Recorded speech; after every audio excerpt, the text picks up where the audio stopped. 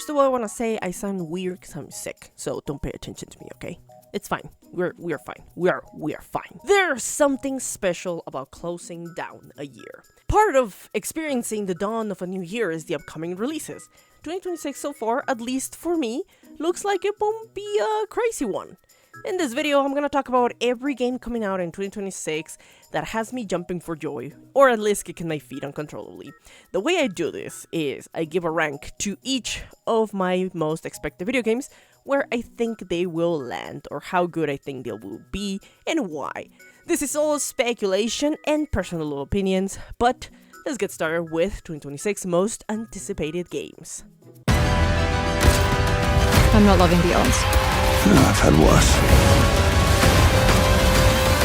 Well, in that case, Well, what are we waiting for? First off, 007 First Light, developed by IO Interactive, the amazing minds behind the Hitman games. I'm excited for this one, first because of who is behind the project, what they have accomplished on Hitman 3 with its sandbox murder simulator, and the amazing fit with unparalleled opportunities. From that, I expect some elements to splash into 007 First Light, though I don't think it will be like Hitman 3. This one will have a more single-player narrative experience. We will follow the story of a young James Bond disarming criminal masterminds, though how we do it or how open are the options for players accomplishing it might make it the special part. The elements of a good James Bond experience are all here. Espionage, stealth, and undercover missions, with silent takedowns and a good variety of scenarios. The game is also action-packed with car chases, crowd fights, explosions, and some crazy action sequences seen in movies by Tom Cruise. If done correctly, IO Interactive probably has a slam dunk of action-adventure. The game also looks gorgeous with its beautiful graphical style and cinematic approach. But the game is set to come out March 27th, 2026, and I expect the game to be an absolute unit, landing on tier A. Hi there, and welcome to your new job with Ever After Inc. That's right, your fairy tale is under new management. Up next, Escape from Ever After. Not Escape from Tarkov or Duckov. This is not a shooter extraction game. This is an RPG adventure developed by Sleepy Castle Studio. In this, we play as this little fella that joins the corporation Ever After Inc.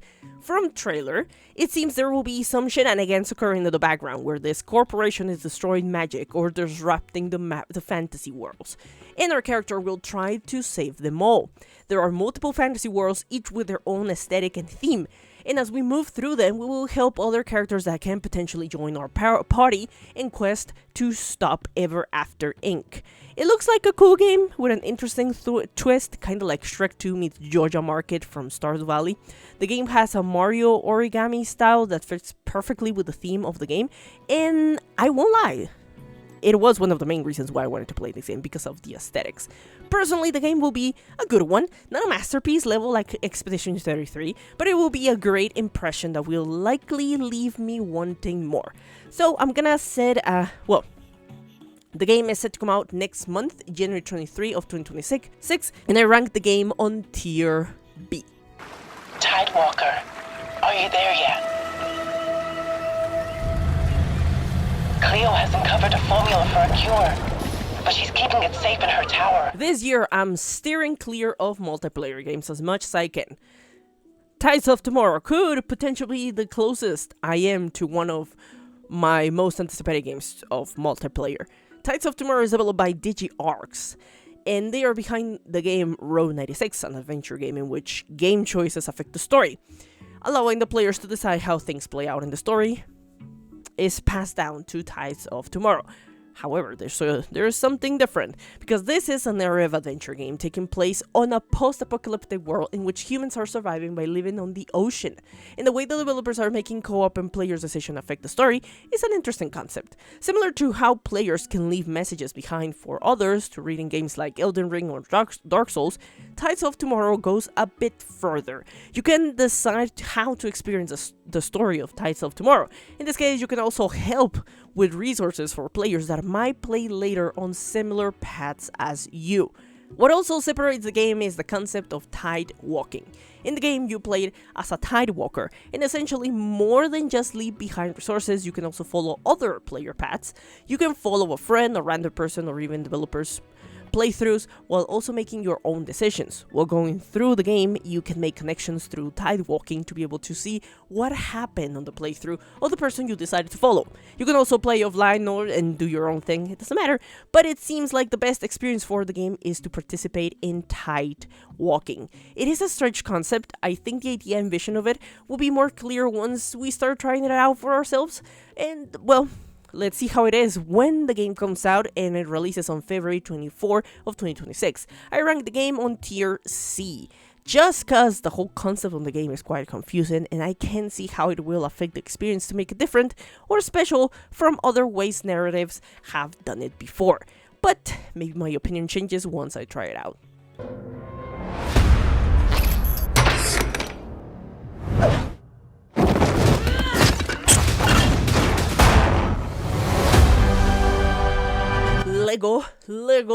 Lego games. I really enjoy Lego games. I've played a few of them, and while they have a strategic formula of how the games are experienced, when you play any other Lego game, you know what to expect. It doesn't lessen my excitement to play another one, especially if it is a Batman game. Next year, the minds behind every Lego game are releasing Lego Batman Legacy of the Dark Knight. It looks like a Lego game through and through. There are some artistic differences, like the comic onomatopoeia sounds popping out when the characters fight, but other than that, it just looks like a Lego game. Same humor, gameplay, level designs, etc.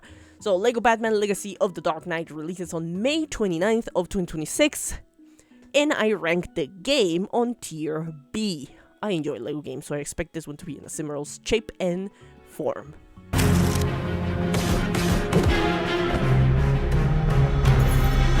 Slay the Spire 2. I had this one in my video from last year, and unfortunately, the development of the game threw it into 2026. However, I am still excited. Developed by Megacrit, the game is set to bring out a lot of quality of life improvements to the previous experience of Slay the Spire. One of them being a small change to being able to write down on the map what path you want to take. I know it is something so minuscule that probably not a lot of players will care about, but I love the idea of being able to track down where you want to go. More than that, the game will also have old characters we already know and new ones like a Reaper. Ooh. If I'm having Red Rising flashbacks, sorry. There will be new side quests or random events, as well as powerful trinkets that can help or destroy your run. The animation of the game have also received a good upgrade, making it smoother and refined. It is also a lot prettier to look at than before.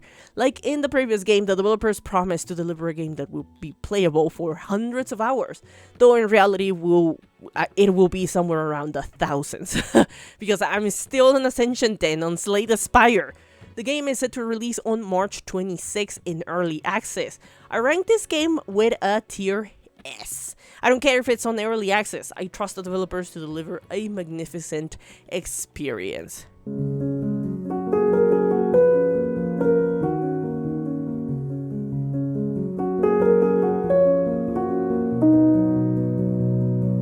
Another game from my 2025 list, Paralives, moves into the 2026. Developed by Paralives Studio, this is another jab at the market of The Sims. It is a life simulation game heavily inspired by the Sims franchise, similar to Insoy. Now, I personally see a lot more potential in this one than any other that I've seen. The reason for this is Paralives looks aesthetically more pleasing. This is likely because of how much I prefer the realistic and animated form of The Sims 3.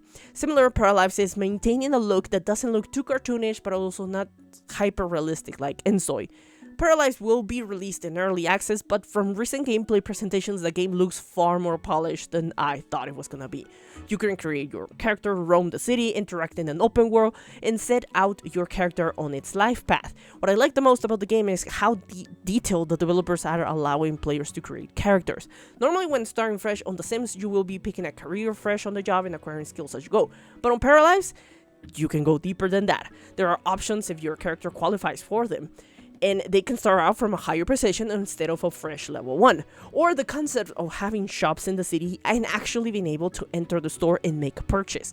Or if your character has low levels in cooking skills, it can only make some realistic recipes. Developers have gone in detail to make the game realistic, but not annoying, because at the end of the day, we're making a fantasy lives in games like this. What I want to see the most out of this game, one will be the implementation of the open world. I love the feature that they had on The Sims 3. Unfortunately, Sims 4 removed it, and now it is a bunch of loading screens, and I hate that. I want to have my character roam the world or stay in peace at their home without having to go back and forth between loading screens.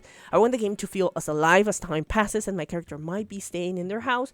Things are still happening on the outside as well, like other characters are progressing in their careers or relationships. But most importantly, what will set this game apart is the developer's commitment to update the game as time passes on. Paralives is set to release on May 25th of 2026 in early access. From previous gameplay provided, I'll rank the game with a tier B.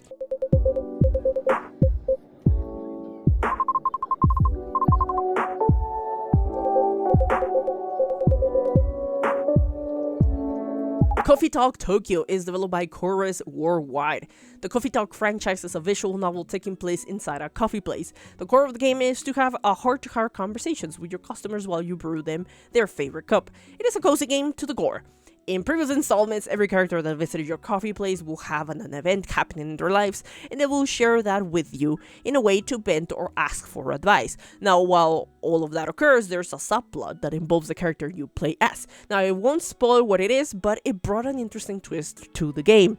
In this new installment of Coffee Talk Tokyo, there will be a brand new set of characters visiting your shop, though there will be a few old familiar friends coming back. I'm excited to see where the story of Coffee Talk continues to progress and meet new characters. I feel like this is one of those games that I enjoy as a cooldown game in between my other heavy sessions, but it is always good to have something like this in my library to enjoy. Coffee Talk Tokyo comes out on March 5th of 2026, and I rank this one in tier B. Finally, I got 3 honorable mentions, mostly because they don't have a release date. 2 of them, Mixtape and Marvel 1943, Rise of Hydra, had been on my 2025 list, but unfortunately none were released and no kind of update has been given about them. They are kind of a bit of a limbo, but I don't lose hope, so maybe something will be said about them in the first couple of months of next year. Now, there is one game added, which is City State Metropolis. This is a city simulator similar to City Skylines and SimCity. May it rest in peace. Recently, City Skylines has fallen in a bit of a controversy with its publisher ditching the original developers of the game for a brand new team to work on the most recent game. I'm not too confident about this move, and it doesn't give me a positive outcome for it. So when a friend told me about this game, I actually got excited. I love city simulators, and this one looks to have its own personality and quirks.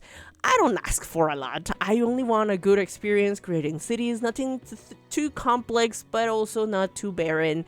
Mainly, I want for the game to bring competition into the genre, because there is only one other city simulator out there, City Skylines, really. And I'll stay realistic with this one, as there has been a lot of announcements of gameplays real about it, which is why I'm just gonna leave it on a honorable mention. Now, that's all for this episode. Thank you for watching and listening to the video. Let me know in the comments what are your most anticipated games for next year. What rank do you give them? I'm the Honey Badger, and I hope to see you in the next update. If you like the video, leave a like or comment. It really helps. Don't forget to subscribe. See you in the next video. Keep on gaming.